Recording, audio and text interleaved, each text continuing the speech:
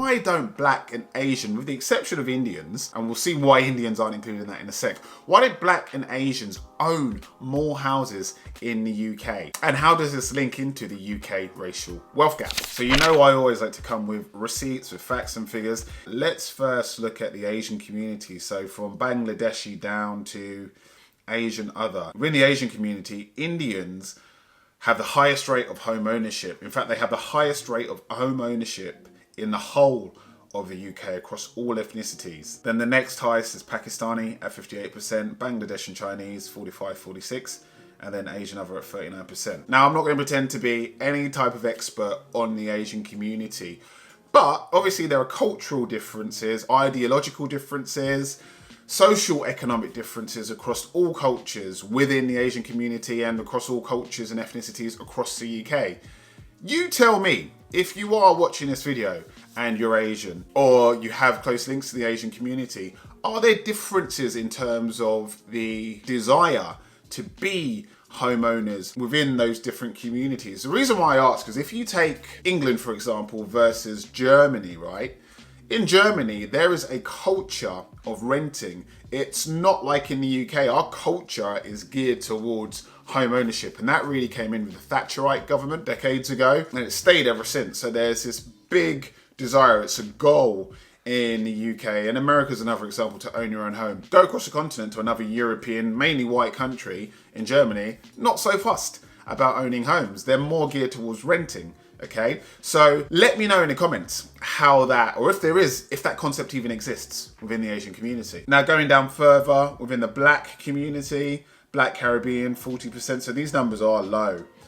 Black other 37%, Black African 20%, and we saw earlier on that Black African is the lowest rate of home ownership in the UK. I'll come back to mixed at the end. Within the white community, 68% white British are homeowners. White Irish, 56%. White other, I'm assuming that if you're white and non-British, so Australian, American, German, wherever in the world you might be from. But collectively, you can see that the white community have the highest rate of home ownership in the UK, as we saw from the summary at the beginning. But the Arab community of 17% and any other at 29%. So actually, I stand corrected. The Arab and any other, those two communities have the lowest rate of home ownership. So really interesting stats, and I'm reading them just objectively. I'm just reading them for what they are, statistics. And we can interpret them, but what is your opinion on why there is that tiering system in terms of home ownership and what will be a subsequent wealth gap, a racial wealth gap, because home ownership is a key component of wealth. I'm going to say that over and over again. Tell me your opinion on the differences in home ownership across the races in the UK. So I looked into income because at the end of the day, you need income to be able to afford a property in the UK, to buy it and benefit from equity and the rise in value and the wealth. So could income be a key or a explanation for why there is this difference in home ownership in the UK across races? So let's look at how income varies between races in the UK, and of course income is a key component of the racial wealth gap in the UK as well. So the summary here, main facts and figures, it says 79% of Bangladeshi households are in the two lowest income quintiles,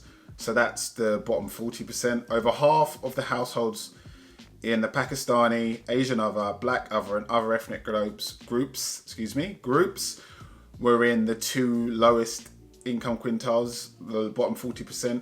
Almost half of Chinese households were in the highest income quintiles, the top 40%, the highest percentage of all ethnic groups. Now that's really interesting because we saw that the Chinese community, when it comes to home ownership, are pretty low, 45% to be exact, which is some way below the UK average. Yet they are some of the highest earning ethnic minorities in the UK.